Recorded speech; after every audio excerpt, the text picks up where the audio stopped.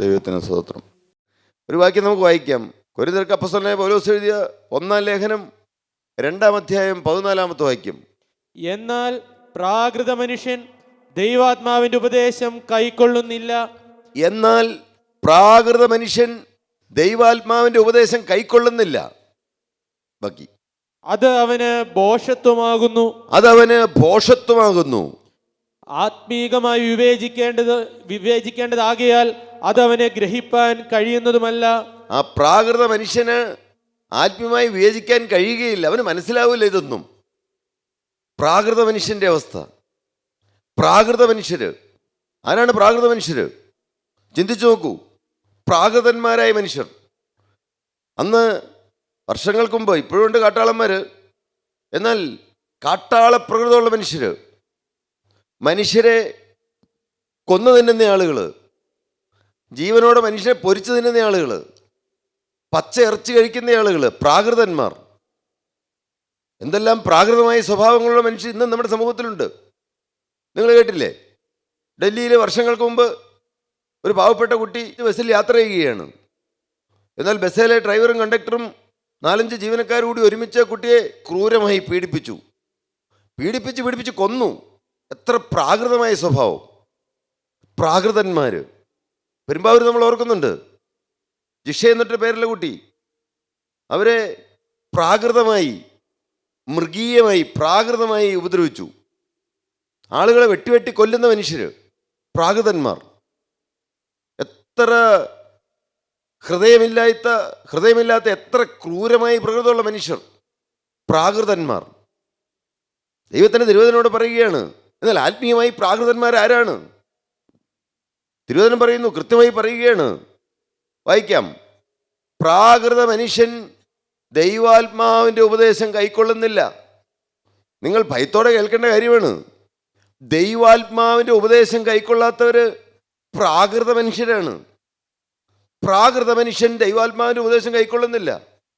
പ്രാകൃതരായ മനുഷ്യരുണ്ട്, ജഡീകരായ മനുഷ്യരുണ്ട്, ആത്മീയരായ മനുഷ്യരുണ്ട്. മനുഷ്യരിൽ മൂന്ന് ടൈപ്പ് ആളുകൾ.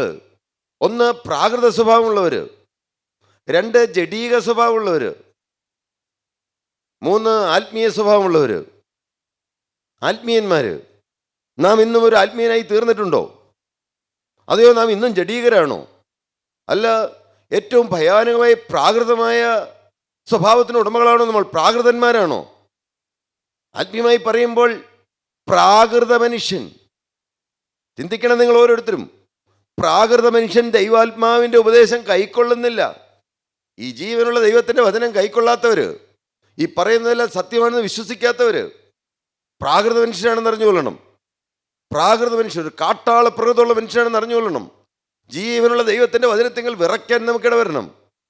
അതുകൊണ്ടാണ് ഭക്തന്മാരായ പ്രവാചകന്മാർ പറഞ്ഞത് എന്താണ്? അരിഷ്ടനും. ദൈവത്തിൽ പറഞ്ഞു നിർത്തിയില്ലേ, നിങ്ങളൊന്ന് കരയുമെന്ന്. ഞാൻ മുഴുവൻ സമയം ഇവിടെ നിന്ന് കരയുമായിരുന്നു. എന്തുകൊണ്ട്? ജീവനുള്ള ക്രിസ്തുവിൻ്റെ വചനം കേൾക്കുമ്പോൾ, ദൈവമക്കൾ സംസാരിക്കുന്ന കേൾക്കുമ്പോൾ ഹൃദയം തകരുന്നു. നിങ്ങൾ ആരുടെയെല്ലാം ഹൃദയം തകരാത്തവരായിരിക്കുന്നുണ്ട്. നിങ്ങൾ നോക്കിക്കൊള്ളണം. ജീവിതത്തിൽ നിങ്ങൾക്ക് വിട്ടുപിരിയാൻ പാടില്ലാത്ത പാപമുണ്ടെന്നറിഞ്ഞുകൊള്ളൂ. തകർന്ന ഹൃദയം ദൈവം ഒരിക്കലും നിഷേധിക്കുകയില്ല. അരിഷ്ടനും മനസ്സ് തകർന്നവനും ദൈവത്തിൻ്റെ വചനത്തിങ്കൽ വിറയ്ക്കുന്നവൻ, അല്ലാത്തവൻ പ്രാകൃത മനുഷ്യനാണെന്നറിഞ്ഞുകൊള്ളൂ. എന്നെങ്കിലും നിങ്ങൾക്ക് തകർച്ച നഷ്ടപ്പെട്ടിട്ടുണ്ടെങ്കിൽ നിങ്ങൾ ഓർത്തുകൊള്ളണം, ഞാനൊരു പ്രാകൃത മനുഷ്യനാണെന്ന്. പ്രിയപ്പെട്ടവരെ, ഞാൻ പറഞ്ഞ വാക്കല്ല. അപ്പോസ്തലനായ പൗലോസ് ആത്മനിറവിൽ അവിടെ കുറിച്ച് വെച്ചിരിക്കുകയാണ്, എഴുതി വെച്ചിരിക്കുകയാണ്, പരിശുദ്ധാത്മാവ് രേഖപ്പെടുത്തി വെച്ചിരിക്കുകയാണ്. പ്രാകൃത മനുഷ്യൻ ദൈവാത്മാവിൻ്റെ ഉപദേശം കൈക്കൊള്ളുന്നില്ല.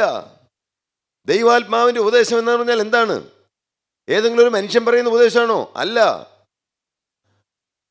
ദൈവാത്മാവിൻ്റെ ഉപദേശം എന്ന് പറഞ്ഞാൽ എന്താണ്? ഈ ജീവനുള്ള ദൈവത്തിൻ്റെ തിരുവചനം, ഈ പ്രമാണമനുസരിച്ച് ജീവിക്കണം. ഇതിന് വള്ളിക്കും പുള്ളിക്കും മാറ്റം വരാൻ പറ്റില്ല. അങ്ങനെ ജീവിച്ചേ പറ്റൂ. പ്രാകൃത മനുഷ്യൻ ദൈവാത്മാവിൻ്റെ ഉപദേശം കൈക്കൊള്ളുന്നില്ല.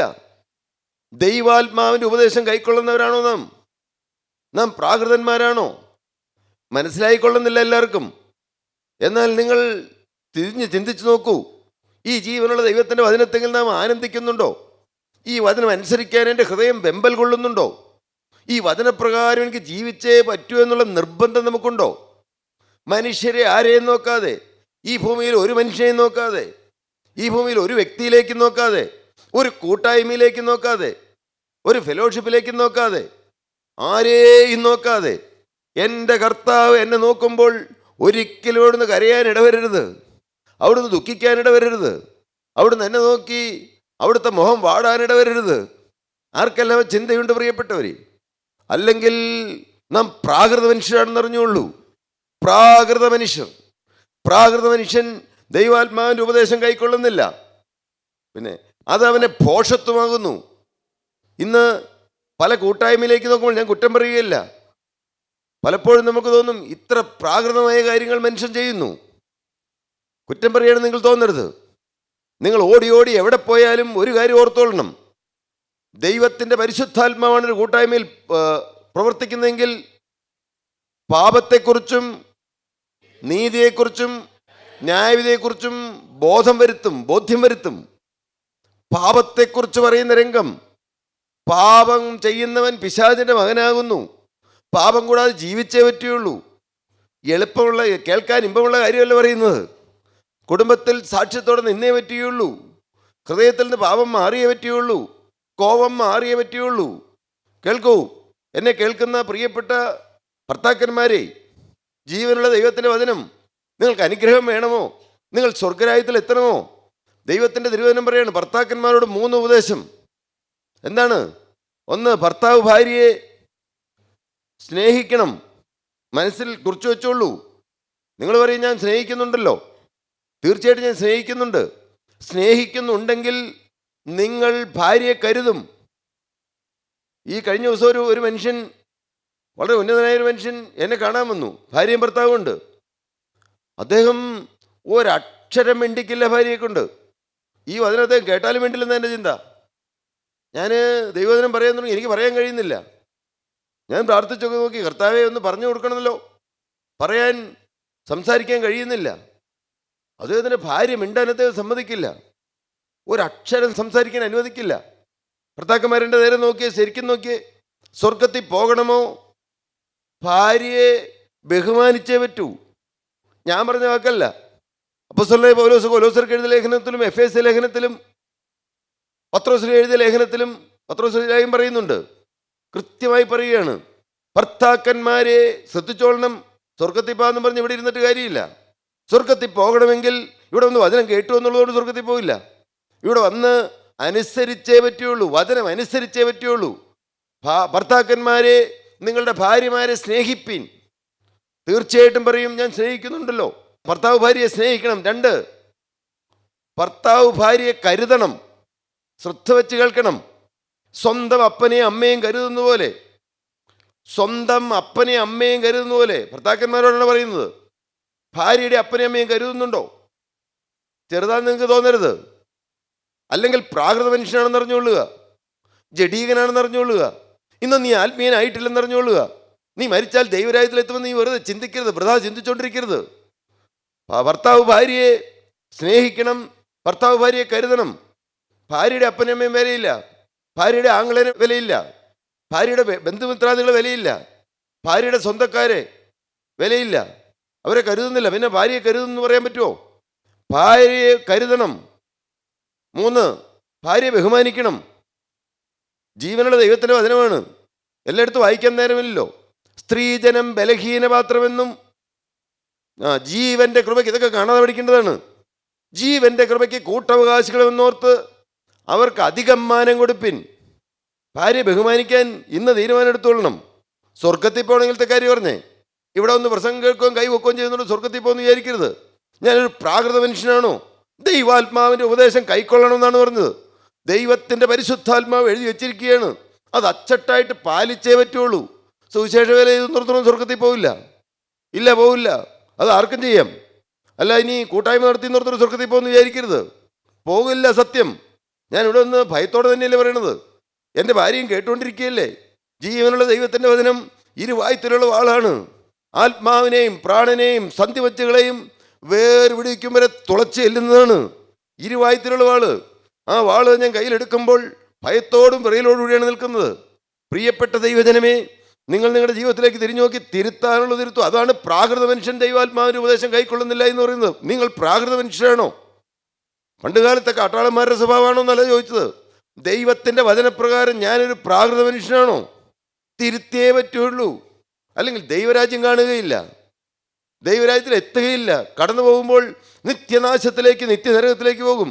ഞാൻ വ്യഭിചാരം ചെയ്യുന്നില്ല, ഞാൻ മദ്യപിക്കുന്നില്ല, ഞാൻ കുടുംബം നോക്കുന്നു, ഞാൻ മക്കളെ നല്ലപോലെ വളർത്തുന്നു, എല്ലാം ശരിയാണ്, അതുകൊണ്ട് സ്വർഗത്തിൽ പോവില്ല. സ്വർഗത്തിൽ പോകണമെങ്കിൽ ഞാനൊരു പ്രാകൃത മനുഷ്യൻ്റെ പ്രകൃതി മാറണം. ദൈവാത്മാവിൻ്റെ ഉപദേശം കൈക്കൊണ്ടേ പറ്റുള്ളൂ. ഭാര്യയോട് എന്തും പറയാം, ഭാര്യയോട് തട്ടിക്കയറുന്നു, ഭാര്യയോട് കോപിക്കുന്നു, ഭാര്യയ്ക്ക് അഭിപ്രായം പറയാൻ അവകാശമില്ല. ഞാൻ അങ്ങനെ ഒരു ദുഷ്ടനായ മനുഷ്യനായിരുന്നു. പ്രിയ ദൈവജനമേ, അങ്ങനെ ജീവിതം മാറിയേ പറ്റുകയുള്ളൂ, അല്ലെങ്കിൽ ദൈവരാജ്യം കാണുകയില്ല. മറക്കരുത്, ഹൃദയപ്പത്തികളിൽ എഴുതിയിട്ടുള്ളൂ, ഭർത്താവ് ഭാര്യയെ സ്നേഹിക്കണം. പലർക്കും തിരുത്താനുണ്ട്. ദൈവമക്കളെന്ന് പറഞ്ഞ് പ്രസംഗം പറയുന്നവർക്കും അതുപോലെ തന്നെ സാക്ഷ്യം പറയുന്നവർക്കും എല്ലാം തിരുത്താനുണ്ടെന്നാണ് പറഞ്ഞത്. ദൈവാത്മാവിൻ്റെ വചനം, പരിശുദ്ധാത്മാവിൻ്റെ ശബ്ദം മാറിയേ പറ്റുകയുള്ളൂ. ഭാര്യ പ്രാർത്ഥനായോഗത്തിന് വരുന്നില്ല, ഒരിക്കലും അവളെ അവഗണിക്കരുത്, പാടില്ല. ഏതെങ്കിലും ഒരു കാര്യം ഭാര്യ ഏതെങ്കിലും ഒരു കാര്യം പറഞ്ഞു, അത് ഉടനെ എല്ലാവരും കേൾക്ക ഭാര്യയെ പരസ്യമായി പറയുന്നു, വഴക്ക് പറയുന്നു. ദൈവം നിങ്ങളുടെ ഉള്ളിലെന്ന് അറിഞ്ഞുള്ളൂ. ഇതെല്ലാം കേൾക്കുമ്പോൾ ഒരു പക്ഷേ തോന്നും, ഇതാണോ സുവിശേഷം? സുവിശേഷം ഇത് തന്നെയാണ്. ദൈവാത്മാവ് നടത്തുന്നവരാണോ നാം? അത് ഇന്നും ജഡീക സ്വഭാവമുള്ളവരാണോ? നാം ആത്മീയരായി തീർന്നേ പറ്റുകയുള്ളൂ, അല്ലെങ്കിൽ ദൈവരാജ്യത്തിൽ എത്തുമെന്ന് കരുതേണ്ട. ദൈവം നീതിമാനാണ്, മുഖപക്ഷം കൂടാതെ ന്യായം വിധിക്കുന്നവനെ നിങ്ങൾ പിതാവെന്ന് വിളിക്കുന്നുവെങ്കിൽ നിങ്ങളുടെ പ്രവാസകാലം ഭയത്തോടെ കഴിപ്പിൻ. പലർക്കും വീട്ടിൽ കെട്ടിച്ചുവിട്ട സിസ്റ്റർ, ഭർത്താവിൻ്റെ പെങ്ങള്, അവർ പറയുന്നതാണ് പ്രമാണം. തെറ്റ്. ഭാര്യയും ഭർത്താവ് ഒരു മനസ്സായി തീരണം. ഭാര്യയുടെ അപ്പം പറയുന്നത് കേൾക്കുകയല്ല വേണ്ടത്, ഭർത്താവിൻ്റെ അപ്പം പറയുന്നത് കേൾക്കുകയല്ല വേണ്ടത്. കേൾക്കേണ്ടെന്നല്ല പറഞ്ഞത്. തിരുവചനം പറയുന്നു, പുരുഷൻ തൻ്റെ അപ്പനെ അമ്മയും വിട്ട് പിരിഞ്ഞ് ഉപേക്ഷിക്കണം എന്നല്ല പറഞ്ഞത്, ഭാര്യയോട് പറ്റിച്ചേരും. എന്തുകൊണ്ടാണ് ഇത് പറയുന്നത്? ഞാൻ പറയാൻ ഉദ്ദേശിച്ച കാര്യമല്ല, എന്നാൽ ജീവനുള്ള ക്രിസ്തു ഇന്ന് നിങ്ങളോട് പറയുകയാണ്, തിരുത്താനുണ്ടെന്ന്. ദൈവാത്മാവിൻ്റെ ഉപദേശമാണ് പറയുന്നത്. കാരണം ജീവനുള്ള ദൈവത്തിൻ്റെ വചനത്തിൽ പറഞ്ഞിരിക്കുന്നു. നിങ്ങൾ മയങ്ങിയിരിക്കരുത്, കണ്ണ് തുറന്ന് ശരിക്കും ഇരിക്കൂ, കേൾക്കൂ. ഒന്ന്, ഭർത്താവ് ഭാര്യ, ഇനി ഒരിക്കലും രണ്ടാവ് പറയാനിട വരരുത്. ഭർത്താവ് ഭാര്യയെ സ്നേഹിക്കണം, ഭർത്താവ് ഭാര്യയെ കരുതണം, ഭർത്താവ് ഭാര്യയെ ബഹുമാനിക്കണം. തുല്യ പങ്കാളി. ആരുടെയെല്ലാം ഹൃദയത്തിൽ അങ്ങനെ പ്രാഗൽഭ്യമുണ്ട്. കേട്ടോളൂ, ഇനി സ്ത്രീകളോട് ദൈവത്തിൻ്റെ തിരുവചനം പറഞ്ഞിരിക്കുകയാണ്, ആത്മാവിൻ്റെ പ്രമാണമാണ് പറയുന്നത്. ഇത് പറയാനുള്ള വിഷയം ഒന്നും പറയാൻ പറ്റില്ല, എന്നാൽ ഞാൻ കൃത്യം 3 മിനിറ്റിനുള്ളിൽ പ്രാർത്ഥിക്കാൻ തുടങ്ങുകയാണ്. നിങ്ങൾ എന്തു വേണം? ദൈവാത്മാവിൻ്റെ പ്രമാണം അനുസരിക്കുന്നവരാണോ, അല്ലെങ്കിൽ നിങ്ങൾ പ്രാകൃതരാണെന്ന് അറിഞ്ഞുകൊള്ളൂ. ദൈവത്തിൻ്റെ തിരുവചനം പറയുകയാണ്, നിങ്ങളുടെ കുടുംബം ഐശ്വര്യപ്പെടണമോ, നിങ്ങളുടെ ഭാവി ശോഭനമാകണമോ, നിങ്ങൾ മൂലം അനുഗ്രഹം വരണമോ, കുടുംബത്തിലേക്ക് വരണമോ, ഭാര്യ ഭർത്താവിനെ അനുസരിക്കണം. ഭാര്യ ഭർത്താവിനെ അനുസരിക്കണം. ഇത്തിരി കഴിവ് കുറഞ്ഞ ആളായിരിക്കും ഭർത്താവ്, പക്ഷേ ഭാര്യ അനുസരിച്ചേ പറ്റുകയുള്ളൂ. ഭാര്യ ഭർത്താവിന് കീഴ്പ്പെടണം. മറക്കരുത്, സ്ത്രീകൾ എഴുതി വെച്ചോളൂ, ഒരു ഹൃദയപ്പലകയിൽ എഴുതി വെക്കൂ. ഭാര്യ ഭർത്താവിനെ അനുസരിക്കണം, ഭാര്യ ഭർത്താവിന് കീഴ്പ്പെടണം. 3, ഭാര്യ ഭർത്താവിനെ ഭയപ്പെടണം. എന്താണ്, നിങ്ങൾ ഞങ്ങൾ അനുസരിക്കുന്നവരാണോ? ചിന്തിക്കൂ. ദൈവരാജ്യം കാണൂല. അല്ലെങ്കിൽ ഞാനിവിടെ നിന്ന് തിരുവചനം കയ്യിൽ പിടിച്ചോണ്ട് പറയുകയാണ്, ഭയത്തോടെയാണ് പറയുന്നത്. ഭാര്യ ഭർത്താവിനെ അനുസരിക്കണം. നിങ്ങൾ അനുസരിക്കുന്നവരാണോ? നിങ്ങൾ വിനയപ്പെടുന്നവരാണോ? എല്ലാം ഭർത്താവ് പറഞ്ഞാൽ എല്ലാം ചെയ്യണം എന്നാണല്ലോ പറഞ്ഞത്. ഭർത്താവിന് ഓരോ കൂട്ടുകാരുണ്ട്, അവരെല്ലാം വീട്ടിൽ കൊണ്ടുവന്ന് മദ്യമൊക്കെ വെച്ചിരിക്കുകയാണ്. ഭർത്താവും കൂട്ടുകാരും കൂടെ വീട്ടിൽ വന്നു, ഭർത്താവ് മദ്യം മേടിച്ചുകൊണ്ട് വന്നു. ഒഴിച്ചു കൊടുക്കാൻ പറഞ്ഞാൽ അത് ഒഴിച്ചു കൊടുക്കണം എന്നാണ് പറഞ്ഞത്. അല്ല, നിങ്ങൾക്ക് വിവേകമുണ്ടല്ലോ, അതല്ല പറഞ്ഞത്, അങ്ങനെ അനുസരിക്കുന്ന കാര്യമല്ല പറഞ്ഞത്. എന്നാൽ ഇന്ന് പല സ്ത്രീകളും, ഞാൻ കുറ്റം പറയാൻ നിങ്ങൾക്ക് തോന്നരുത്, ഭർത്താവിനെ വിനയപ്പെടാൻ, ഭർത്താവിനെ അനുസരിക്കാൻ, ഭർത്താവിന് കീഴ്പ്പെടാൻ മനസ്സില്ല. ദൈവത്തിൻ്റെ തിരുവചനം പറയുകയാണ്, നിങ്ങൾ തിരിഞ്ഞു നോക്കൂ ജീവിതത്തിലേക്ക്. നിങ്ങൾക്ക് അഭിവൃദ്ധി വേണമോ, നിങ്ങൾ ദൈവരാജ്യത്തിലെത്തണമോ, ദൈവാത്മാവിൻ്റെ പ്രമാണം അനുസരിച്ചേ പറ്റുകയുള്ളൂ. തീരുമാനമെടുക്കൂ പ്രിയപ്പെട്ടവരെ. ഭാര്യ ഭർത്താവിനെ അനുസരിക്കണം. 2, ഭാര്യ ഭർത്താവിനെ കീഴ്പ്പെടണം. ആത്മീയത്തിലാണല്ലോ ശരി, ഏത് കാര്യത്തിലും കീഴ്പ്പെട്ടേ പറ്റൂ. ദൈവരാജ്യത്തിലെത്തണമെങ്കിൽ വചനത്തിന് മാറ്റമില്ല. 3, ഭാര്യ ഭർത്താവിനെ ഭയപ്പെടണം. ഞാൻ പറഞ്ഞ വാക്കല്ല, ദൈവത്തിൻ്റെ തിരുവചനം പറയുകയാണ്. അപ്പോൾ എനിക്ക് പുരുഷന്മാരുടെ ഇടയ്ക്ക് ഒന്നോട് നോക്കി പറയാനുണ്ട്, നിങ്ങളുടെ ഭാര്യയ്ക്ക് തോന്നണം, നിങ്ങളുടെ ഓരോരുത്തരെയും ഭാര്യയ്ക്ക് തോന്നണം, ഭാര്യ ഭയപ്പെടണമെങ്കിൽ എന്ത് വേണം? എൻ്റെ ഭർത്താവ് വിശുദ്ധനായ ഒരു ദൈവപുരുഷനാണെന്ന് തോന്നണം. നിങ്ങളുടെ ജീവിതം കാണുമ്പോൾ നിങ്ങളുടെ ഭാര്യയ്ക്ക് തോന്നണം, എൻ്റെ ഭർത്താവ് വിശുദ്ധനായ ഒരു ദൈവപുരുഷനാണെന്ന്. നിങ്ങളുടെ സംസാരം, നിങ്ങളുടെ ഇടപെടൽ, നിങ്ങളുടെ ബിസിനസ്സിലെ കൃത്യത എല്ലാം കണ്ടിട്ട് ക്രിസ്തുവിനോടുള്ള സ്നേഹം, ദൈവവേല ചെയ്യാനുള്ള നിങ്ങളുടെ കൊതി, ദാഹം, ആഗ്രഹം, ഇതെല്ലാം കണ്ടിട്ട് നിങ്ങളുടെ ഭാര്യയ്ക്ക് തോന്നണം, എൻ്റെ ഭർത്താവ് വിശുദ്ധനായ ഒരു ദൈവപുരുഷനാണെന്ന്. അങ്ങനെ തോന്നൽ വരുമ്പോൾ ആൻഡ് റെവറൻസ് എന്നാണ് അതിൻ്റെ അർത്ഥം. സ്നേഹവും ബഹുമാനവും കൊണ്ടുള്ള ഭയം. അങ്ങനെ എത്ര ഭർത്താക്കന്മാർ ഇന്ന് ഭയപ്പെടുന്നുണ്ട് ഭാര്യമാര്? ദൈവരാജ്യത്തിലെത്തില്ല, അല്ലെങ്കിൽ ദൈവരാജ്യത്തിലെത്തുകയില്ല പ്രിയപ്പെട്ടവരെ. എത്ര പ്രസംഗം കേട്ടാലും എന്തെല്ലാം കാതലായി തീരുമാനമെടുത്താലും ജീവിതം മാറിയേ പറ്റുള്ളൂ. ദൈവാത്മാവിൻ്റെ ഉപദേശം കൈക്കൊള്ളാത്തവൻ ആരാണ്? പ്രാകൃത മനുഷ്യൻ. പ്രാകൃത മനുഷ്യൻ ദൈവാത്മാവിൻ്റെ ഉപദേശം കൈക്കൊള്ളുന്നില്ല. പ്രാർത്ഥിക്കാൻ തുടങ്ങുകയാണ്. പ്രിയ ദൈവജനമേ, മാറിയേ പറ്റൂ. നിങ്ങൾക്ക് ആർക്കെല്ലാം മാറാൻ പരിപാടിയുണ്ട്. കുഞ്ഞുങ്ങളോട് പറയുന്ന ദൈവത്തിൻ്റെ വചനമുണ്ട്. കുഞ്ഞുങ്ങളോട് ദൈവത്തിൻ്റെ തിരുവചനം പറയുന്നു, മക്കളെ, നിങ്ങളുടെ അമ്മയപ്പന്മാരെ എങ്ങനെ കർത്താവിൽ അനുസരിക്കണ്ട. നിങ്ങൾ തോന്നിയോ ജീവിച്ചോളൂ, നിത്യ നരകത്തിൽ കിടന്ന് പുഴുവരിക്കുമെന്ന് അറിഞ്ഞുള്ളൂ. ഞങ്ങളാരും ഭയപ്പെടുത്തുകയല്ല, സത്യവചനം പറഞ്ഞിരിക്കുകയാണ്. മാറിയേ പറ്റൂ. ആർക്കെല്ലാം ഇന്ന് മാറാൻ പരിപാടിയുണ്ട്. ആരുടെയെല്ലാം ജീവിതം പുതുതാക്കിയിട്ടാൻ ആഗ്രഹമുണ്ട്. പുതിയ ഹൃദയത്തിനുടമകളായി തീരാൻ ആരെല്ലാം ആഗ്രഹിക്കുന്നുണ്ട്. ആരുടെയെല്ലാം പേര് ജീവൻ്റെ പുസ്തകത്തിൽ എഴുതി കിട്ടണമെന്ന് ആഗ്രഹിക്കുന്നുണ്ട്. ആരുടെയെല്ലാം രോഗം മാറണമെന്ന് ആഗ്രഹിക്കുന്നുണ്ട്. ആരുടെയെല്ലാം ബന്ധനങ്ങൾ കഴിയണമെന്ന് ആഗ്രഹിക്കുന്നുണ്ട്. കർത്താവേ, ഞാനൊരു പ്രാകൃത മനുഷ്യനായിരുന്നു, ഞാനൊരു ശാപം പിടിച്ചവനായിരുന്നു, ഞാനൊരു ജഡീകനായിരുന്നു. കർത്താവേ, എനിക്ക് എന്നെ കൊണ്ട് ആവില്ല കർത്താവേ, എന്നാൽ അവിടുന്ന് മാറ്റണമേ, എന്നെ രൂപാന്തരപ്പെടുത്തണമേ, എൻ്റെ പ്രാകൃത മനുഷ്യൻ്റെ പ്രകൃതം മാറ്റിത്തരണമേ. ആരെല്ലാം ഇന്ന് പ്രാർത്ഥിക്കുന്നുണ്ട് പ്രിയപ്പെട്ടവരെ. യേശു വന്നിട്ടുണ്ട്. യേശു സ്നേഹം മാത്രമാണ്. യേശു ആരെയും തള്ളിക്കളയുന്നില്ല. എൻ്റെ യേശു സ്നേഹം മാത്രമാണ്. യേശുവിനെ സ്നേഹിക്കാനേ അറിയൂ. യേശു പറഞ്ഞു തന്നിട്ട് തള്ളിക്കളയുന്നവനില്ല. കാരണം എന്താണ്? ഞാൻ നിന്നെ ഒരു നാളും തള്ളിക്കളയുകയില്ല, ഉപേക്ഷിക്കുകയില്ലെന്ന് ദൈവത്തിൻ്റെ തിരുവചനം പറയുന്നു. എന്തുകൊണ്ടാണ് പല പല കെടുതികൾ വരുന്നത്? വചനമനുസരിക്കാൻ മനസ്സില്ല. പ്രിയപ്പെട്ട ദൈവജനമേ, ഞാനും ഭയത്തോടുകൂടിയാണ് നിൽക്കുന്നത്. ഞാൻ തികഞ്ഞവനായി എന്ന് പറയില്ല. ഞങ്ങൾ ആരും തികഞ്ഞവരല്ല. ഞങ്ങൾ എല്ലാവരും നിങ്ങളെക്കാൾ പാപികളാണെന്ന് അറിഞ്ഞുകൊണ്ടാണ് നിൽക്കുന്നത്. എന്നാൽ ദൈവരാജ്യത്തിൽ എത്തിച്ചേരണമെങ്കിൽ വചനം അനുസരിച്ചേ പറ്റുള്ളൂ. ജീവിതം മാറിയേ പറ്റുള്ളൂ. വിശുദ്ധരായി തീർന്നേ പറ്റുള്ളൂ. യാതൊരു അശുദ്ധനും ദൈവരാജ്യത്തിൽ എത്തുകയില്ല. തിരുവചനം കൃത്യമായി പറയുകയാണ്, ഒന്നാമത്തെ പുനരുത്ഥാനത്തിൽ പങ്കുള്ളവൻ ഭാഗ്യവാനും വിശുദ്ധനുമാകുന്നു. അതിനകത്ത് ഇടയ്ക്ക് പകുതി വിശുദ്ധിയില്ല. ഒന്നുകിൽ ജീവനുള്ള ദൈവം നമ്മെ നടത്തുന്നു, അതല്ലെങ്കിൽ പിശാചാണ് നമ്മെ നയിക്കുന്നത്.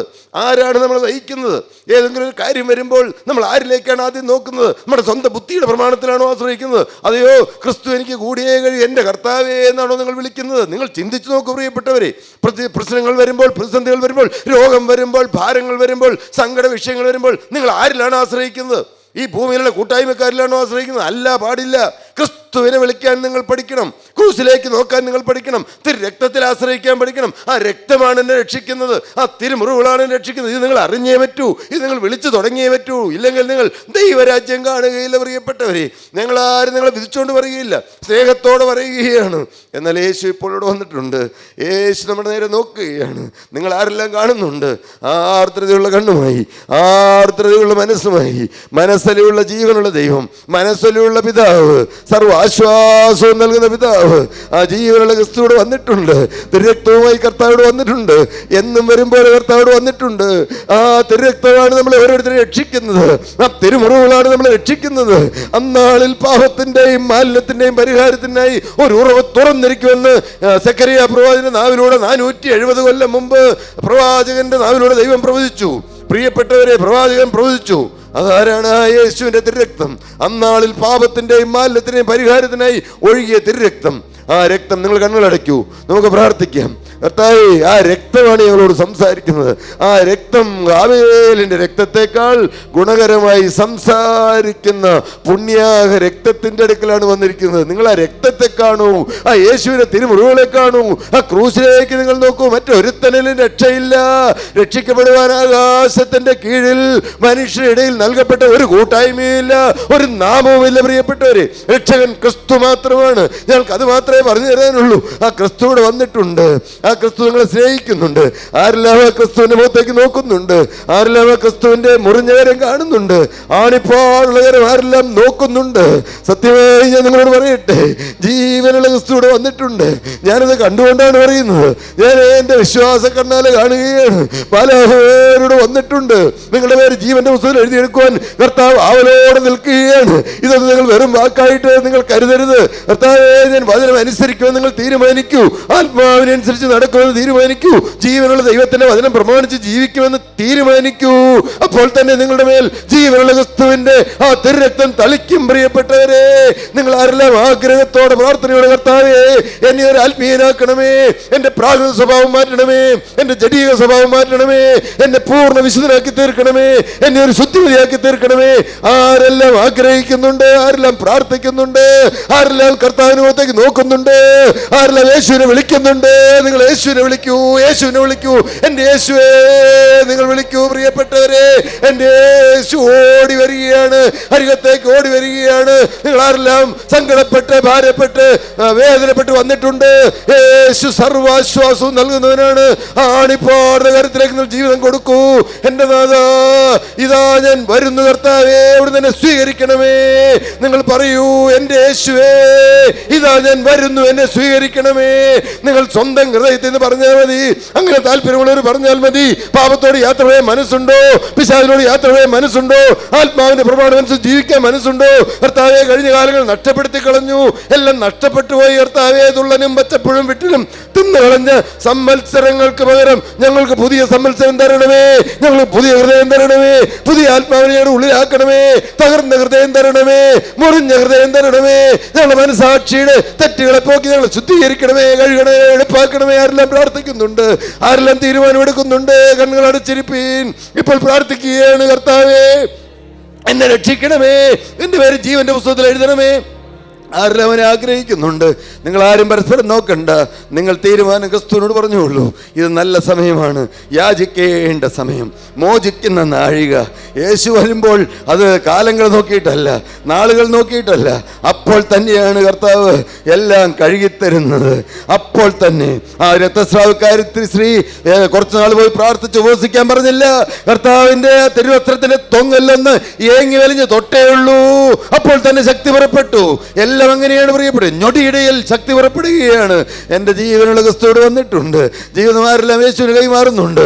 അങ്ങനെ തീരുമാനമുള്ളവര്, എൻ്റെ യേശുവേ നിങ്ങൾ പറയൂ, നിങ്ങൾ പറഞ്ഞോളൂ, എൻ്റെ യേശുവേ, എന്റെ യേശുവേ, അവിടുന്ന് എന്നോട് കരുണ തോന്നണമേ, അവിടുന്ന് എന്നോട് കരുണ തോന്നണമേ, എന്റെ പാപങ്ങൾ കഴുകണമേ, എന്റെ പാപങ്ങൾ കഴുകണമേ. ഞാൻ മനസ്സറിഞ്ഞും അറിയാതെയും ചെയ്തു പോയ എല്ലാ പാപങ്ങളും എനിക്ക് കഴുകിത്തരണമേ. പിശാചിനോട് ഞാൻ യാത്ര പറയുന്നു. പാപത്തോട് ഞാൻ യാത്ര പറയുന്നു. സാത്താനെ ഞാൻ എന്നേക്കുമായി ഉപേക്ഷിക്കുന്നു. എന്റെ യേശുവിനെ എന്റെ രക്ഷകനായി എന്റെ കർത്താവായി ഹൃദയത്തിൽ ഞാൻ ഹൃദയത്തിലേക്ക് സ്വീകരിക്കുകയാണ്. എന്റെ യേശുവേ എന്നോട് മനസ്സലിയണമേ. അവിടുന്ന് എന്റെ പാപങ്ങൾ കഴുകണമേ. ഞാൻ മനസ്സറിഞ്ഞും അറിയാതെയും ചെയ്തു പോയ എല്ലാ പാപങ്ങളും കഴുകിത്തരണമേ. അവിടുന്ന് എന്റെ പേര് ജീവന്റെ പുസ്തകത്തിൽ എഴുതിത്തരണമേ. കർത്താവേ, അവിടുത്തെ തിരുരക്തത്തിന്റെ മുദ്ര എനിക്ക് തരണമേ. തിരുരക്തത്താൽ മുഴുവനും എന്നെ കഴുകണമേ. കർത്താവേ, എന്നോട് മനസ്സലിയണമേ. ആരെല്ലാം അങ്ങനെ പ്രാർത്ഥിച്ചിട്ടുണ്ട്, അവരവരുടെ കരങ്ങളെ ഉയർത്തു. ആരും വേറെ നോക്കണ്ട, പരസ്പരം നോക്കണ്ട, ആരും നിർബന്ധിച്ച് കരങ്ങൾ ഉയർത്തണ്ട. യേശു കാണുന്നുണ്ട്, യേശു കരത്തിൽ കയറി പിടിക്കുന്നുണ്ട്. തീരുമാനമെടുത്തവരുടെ മേൽ ആണിപ്പാടുള്ള കരം കൊണ്ട് കയറി പിടിക്കുകയാണ്. പ്രിയപ്പെട്ടവരെ, നിങ്ങൾ സത്യമായി ഇത് വിശ്വസിക്കൂ. യേശു വന്നിട്ടുണ്ട്. യേശുവിന് നിങ്ങളോട് സ്നേഹമാണ്. നല്ലവനായ കർത്താവേ, എന്റെ നാഥാ, ഇപ്പോൾ എല്ലാവരുടെ മേൽ അവിടുത്തെ കരം കരം വെക്കണമേ. തീരുമാനമെടുത്തവരുടെ ആണിപ്പോടുള്ള കരം പിടിക്കണമേ കർത്താവേ. അവിടുത്തെ ആണിപ്പോടുള്ള കരം നീട്ടണമേ. ഞങ്ങൾ വിശ്വസിക്കുന്ന കർത്താവേ, ആ തിരുരക്തം പുരണ്ട കരം ആ മകന്റെ ബ്ലോക്കുള്ള ഭാഗത്ത് കർത്താവേ തിരുരക്തം ഇതാ വീഴിക്കുന്നു. ആ തിരുരക്തം കർത്താവെ വീഴുമ്പോൾ ബ്ലോക്ക് ഇതാ അലിഞ്ഞു പോകുന്നു. ഞങ്ങൾ ഒരുമിച്ച് വിശ്വസിക്കുകയാണ് കർത്താവേ. അവിടുന്ന് അത്ഭുതം പ്രവർത്തിക്കണമേ. ഇപ്പോൾ അവിടുന്ന് ആശ്വസിപ്പിക്കണമേ. ഇപ്പോൾ അവിടുത്തെ കരം തലോടണമേ. എന്റെ അപ്പ എല്ലാവരും അനുഗ്രഹിക്കണമേ. എല്ലാം ഞങ്ങൾക്ക് വേണ്ടി ജീവൻ വെച്ച അരുമനാഥനായ യേശുവിൻ നാമത്തിൽ പ്രാർത്ഥിക്കുന്നു, കേൾക്കണമേ. ആമീൻ.